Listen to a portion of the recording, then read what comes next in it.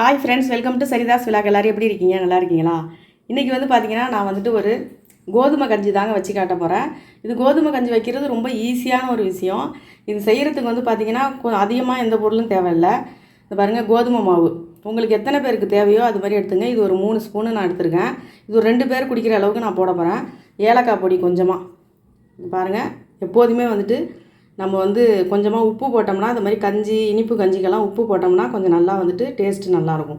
நாட்டு சர்க்கரை எடுத்துருக்கேன். நீங்கள் வெல்லம் எடுக்கிற மாதிரி இருந்தாலும் எடுத்துக்கலாம், இல்லை வெள்ளை சர்க்கரையில் கூட நீங்கள் செய்யலாம், ஒன்றும் பிரச்சனை இல்லை. கொஞ்சமாக தேங்காய் துருவல். இது பால். இவ்வளோ தாங்க இதுக்கு தேவையான பொருள். ஃபஸ்ட்டு இது எப்படி இந்த மாவு ஃபஸ்ட்டு கரைச்சி எடுத்துக்கணும். அது எப்படி கரைக்கலாம் பார்க்கலாம். பாருங்கள், இந்த மாவை இதில் போட்டுடலாம். கோதுமை மாவு கொஞ்சமாக நம்ம செஞ்சால் கூட நிறையா கஞ்சி வருங்க. அதனால் நீங்கள் பார்த்து அதுக்கு தகுந்த மாதிரி போட்டுக்கோங்க. நிறையா போட்டு கொலன்னு தண்ணியை நிறையா மாவு போட்டு கொலன்னு கரைச்சிட்டு அடுப்பில் வச்சிங்கன்னா அது அப்படியே கஞ்சி அப்படியே தட்டன்னு ஆகிடும். குடிக்க முடியாத அளவுக்கு இதை தண்ணியாக தான் கரைச்சி எடுத்துக்கணும் ஃபஸ்ட்டு. அதனால் பாருங்கள், உப்பு போட்டுறேன். இப்போ இதுக்கு தண்ணி ஊற்றிடலாம். இப்போ நல்லா ஒரு விஸ்கு வச்சு நல்லா கலந்து விட்ருங்க. கட்டி இல்லாத அளவுக்கு நல்லா கலந்துக்கலாம்.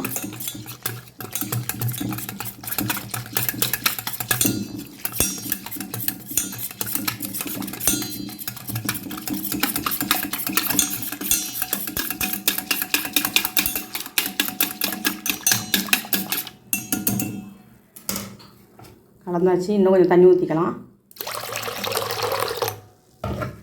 கொஞ்சம் கொஞ்சமாக தண்ணியை ஊற்றி கலந்துங்க.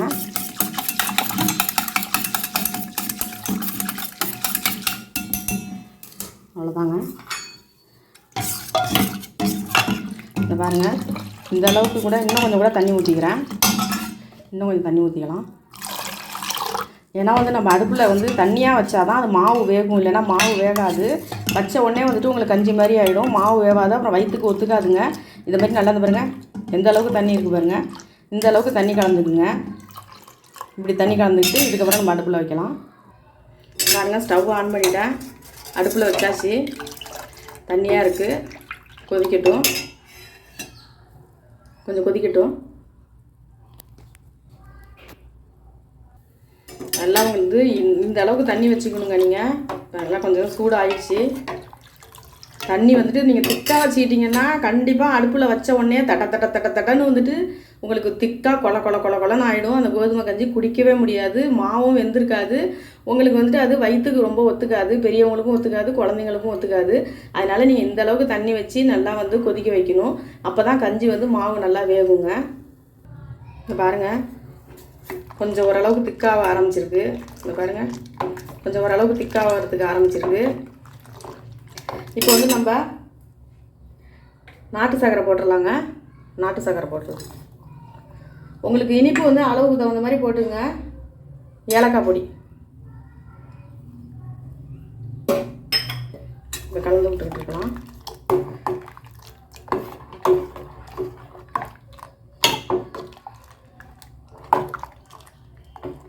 இப்போவே பாருங்கள்,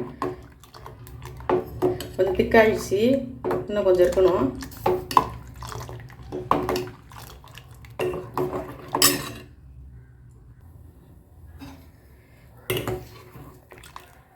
பாருங்கள், திக்காக இருக்குது. கிண்டி விட்டு அப்படியே நம்ம அடுப்பில் வச்சுட்டு அந்தாண்ட போகக்கூடாது. கிண்டி விட்டுக்கிட்டு இருக்கணும். ஏன்னு கேட்டிங்கன்னா அப்படியே கட்டி பிடிச்சிரும். அப்புறம் உங்களுக்கு மறுபடியும் கிண்டினீங்கன்னா கட்டியாக ஆகிடும். இப்போ இந்த ஸ்டேஜில் கொஞ்சம் பால் ஊற்றிடலாம்.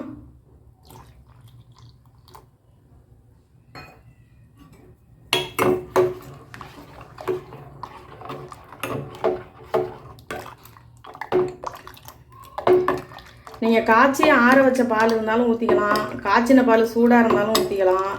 பச்சை பால் கூட ஊற்றிக்கலாம். பச்சை பாலை ஊற்றிட்டு இந்த மாதிரி நீங்கள் கஞ்சியோடையே நீங்கள் கிளறலாம். ஒன்றும் பிரச்சனை இல்லை. பால் எப்படி வேணாலும் நீங்கள் ஊற்றிக்கலாம். இல்லை பால் ஊற்றாமல் கூட செய்யலாம். பால் ஊற்றாமல் கூட எங்களுக்கு பால் பிடிக்காதுங்க அப்படின்னு நினச்சிங்கன்னா நீங்கள் பால் கூட ஊற்றாமல் செய்யலாம். ஒன்றும் பிரச்சனை இல்லை. பால் ஊற்றாமல் செஞ்சாலும் ரொம்ப நல்லாயிருக்கும். ஆனால் பால் ஊற்றினாக்கா கொஞ்சம் நல்லா டேஸ்ட்டு நல்லா இருக்கிற மாதிரி இருக்கும் இன்னும் கொஞ்சம். அதனால தாங்க, வேறு ஒன்றும் இல்லை. இதில் நீங்கள் நெய்யில் முந்திரி பருப்பெல்லாம் வறுத்து போடலாம். ஆனால் உடம்பு குறைக்கிறவங்க கோதுமையெல்லாம் அதிகம் யூஸ் பண்ணுவாங்க. சுகர் பேஷண்ட்லாம் அதிகமாக இதை வந்துட்டு சாப்பிடுவாங்க. அதனால் நெய் இதெல்லாம் கொஞ்சம் அவாய்ட் பண்ணிவிட்டு வெறுமனே நம்ம இது மாதிரி வச்சு சாப்பிடும்போது தேங்காய்லாம் கூட போடுறதுக்கு அவசியம் கிடையாது. தேங்காய் போட்டால் கொஞ்சம் டேஸ்ட்டு அதிகமாக இருக்குங்கிறதுனால தான் நம்ம தேங்காய் போடுறோம். மற்றபடி வந்துட்டு சுகர்லாம் உள்ளவங்க சாப்பிட்றாங்கன்னா இந்த நாட்டு சர்க்கரை போட்டு அரை இனிப்பாக போட்டு இந்த மாதிரி வச்சு கொடுத்தீங்கன்னா அவங்க சாப்பிட்டாங்கன்னா உடம்புக்கு ரொம்ப ஹெல்த்தாக இருக்கும். பாருங்கள் எப்படி கஞ்சி, இது பாருங்கள் எவ்வளோ தண்ணி வச்சுருந்தோம், எப்படி திக்காக இருக்குது பாருங்கள். அடுத்து தேங்காய் போடலாம்.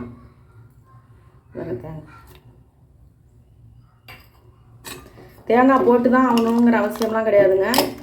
உங்களுக்கு தேங்காய் வேணான்னா நீங்கள் வந்துட்டு அதை ஸ்கிப் பண்ணிடலாம், வேணான்னா போட வேணாம். நீங்கள் தேங்காய் போட்டால் அது கொஞ்சம் இன்னும் கொஞ்சம் டேஸ்ட்டு நல்லா இருக்கிற மாதிரி இருக்கும், வேறு ஒன்றும் இல்லை.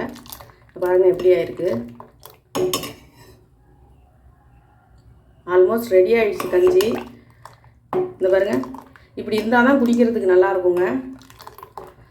தெரியுதா? இப்படி இருந்தால் தான் குடிக்கிறதுக்கு உங்களுக்கு கஞ்சி நல்லாயிருக்கும். ரொம்ப திக்காக இருந்துச்சுன்னா உங்களுக்கு வந்துட்டு அது சாப்பிடும்போது நமக்கு அது நல்லா இருக்கிற மாதிரி இருக்காது. இந்த மாதிரி இருக்கணும், குடிக்கிற ஸ்டேஜ்லேயும் இருக்கணும், ஸ்பூனில் எடுத்து சாப்பிட்ற அளவுக்கும் இருக்கணும் உங்களுக்கு. இந்த பாருங்கள் ரெடி ஆகிடுச்சு.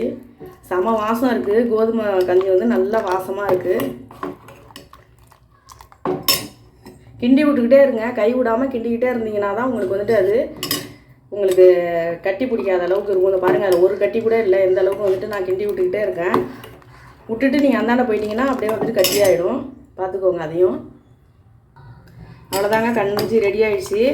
நாட்டு சர்க்கரை போடுறதுனால உங்களுக்கு ரொம்ப கம்மியாக தான் இனிப்பு இருக்கும், உடம்புக்கும் நல்லது தான் நாட்டு சர்க்கரை. அதனால் சுகர் பேஷண்ட்லாம் ரொம்ப இதை வந்து சாப்பிட்லாம், ஒன்றும் பிரச்சனை இல்லை. இப்போ ரெடி ஆகிடுச்சு, இறக்கிடலாம் அந்த கஞ்சி.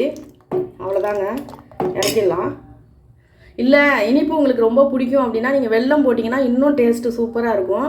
இல்லைங்க எங்களுக்கு வெல்லத்தை விட இனிப்பு இன்னும் எங்களுக்கு ரொம்ப பிடிக்கும் அப்படின்னா நீங்கள் வந்துட்டு நார்மலாக உள்ள சுகரு வெள்ளை சர்க்கரையே போடலாம், நல்லா டேஸ்ட்டாக இருக்கும். ஓகே, இப்போ இறக்கிடலாம். பாருங்கள் ரெடி பண்ணியாச்சு கோதுமை கஞ்சி. நல்லா வாசமாக இருக்குது. ஆனால் வந்து இதில் எனக்கு வந்து சுகர் போட்டு வெள்ளை சர்க்கரை போட்டு குடிக்க தான் ரொம்ப பிடிக்கும். அது நல்லா இன்னும் கொஞ்சம் வந்து இனிப்பு நல்லா இருக்குமா, சாப்பிடும்போது வேறு லெவலாக இருக்கும். இந்த கோதுமை கஞ்சி வச்சு சாப்பிட்டவங்க உண்மையிலே இதை விடவே மாட்டாங்க. காஃபி டீக்கு பதிலாக இது தாங்க சாப்பிடுவாங்க. இப்போ நான் வந்துட்டு டம்ளரில் ஊற்றலாம்.